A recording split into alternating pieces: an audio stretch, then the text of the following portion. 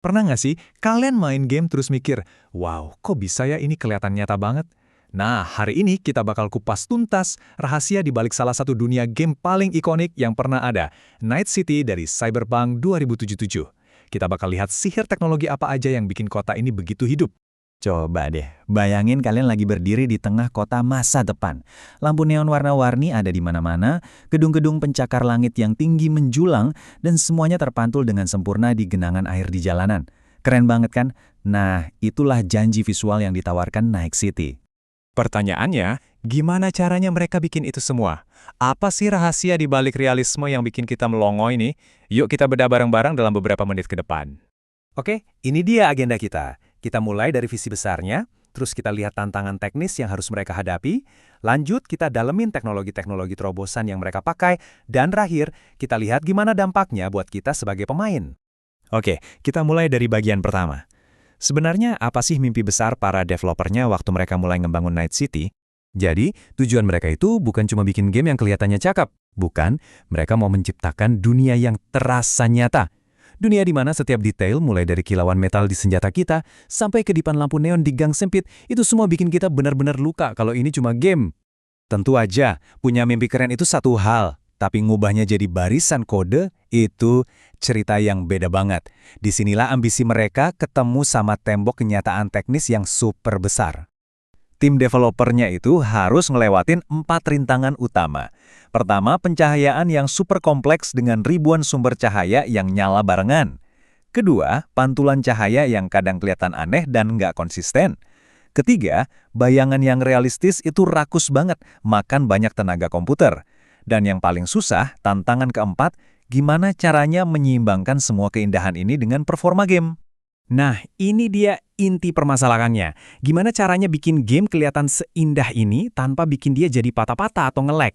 Apalagi buat kita-kita yang mungkin nggak punya PC gaming seharga mobil. Ini tuh pertarungan klasik banget antara kualitas visual yang wah sama performa yang mulus. Nah, disinilah bagian paling serunya. Gimana mereka mecahin masalah ini? Ternyata mereka nggak pakai satu jurus sakti aja. Tapi mereka pakai kombinasi cerdas dari berbagai teknologi grafis canggih buat ngatasin tiap masalah. Solusi pertama namanya PBR atau Physically Based Rendering. Nggak usah pusing sama istilahnya. Anggap aja ini cara pinter buat ngasih tahu komputer, ini bahannya metal loh, atau yang ini beton, ini plastik. Jadinya, komputer tahu persis gimana cahaya harusnya memantul dari situ, persis kayak di dunia nyata. Dan bedanya itu, wah jauh banget, seperti yang bisa kita lihat di sini. Dengan PBR, setiap permukaan di Night City, dari aspal yang basah sampai bodi motor yang mengkilap, semuanya bereaksi terhadap cahaya dengan konsisten dan bisa dipercaya. Nggak peduli siang atau malam. Berikutnya, ini dia sang bintang utama, Ray Tracing. Gampangnya gini, bayangin ini kayak simulasi fisika cahaya yang akuratnya kebangetan.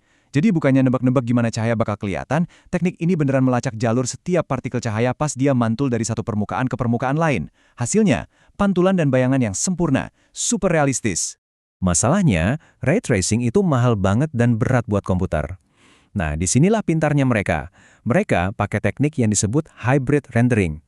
Anggap aja ini kayak seorang seniman yang pakai kuas besar dan cepat buat bagian latar, terus baru pakai kuas kecil yang super detail buat bagian-bagian yang paling penting, kayak pantulan di mata karakter atau kilau di bodi mobil.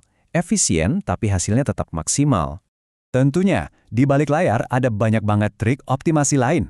Mereka menyederhanakan perhitungan grafis yang rumit, mengompres ukuran tekstur biar lebih ringan, dan bahkan mempanggang atau ngunci pencahayaan di objek-objek yang nggak bergerak. Tujuannya satu, mengurangi beban kerja komputer secara real time. Dan tabel ini ngerangkum semuanya dengan pas banget. Kita bisa lihat gimana tiap teknik, dari PBR sampai optimisasi, jadi jawaban langsung buat tantangan-tantangan yang kita bahas tadi. Dan di kolom terakhir, kita bisa lihat dampaknya langsung buat kita sebagai pemain. Dunia yang lebih nyata dan gameplay yang jauh lebih lancar. Jadi, setelah semua teknologi canggih ini digabungin, gimana sih hasil akhirnya buat kita yang benar-benar mainin gamenya?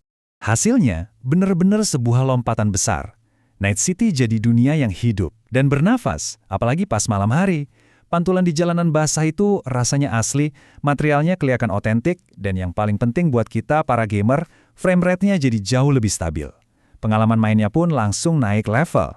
Ini ngebawa kita ke pelajaran paling penting dari semua ini, yang bisa dirangkum dengan kutipan keren ini. Tanpa pencahayaan yang hebat, bahkan grafis terbaik pun akan gagal terlihat hidup. Jadi pencahayaan itu bukan sekedar hiasan, tapi nyawa dari realisme digital itu sendiri.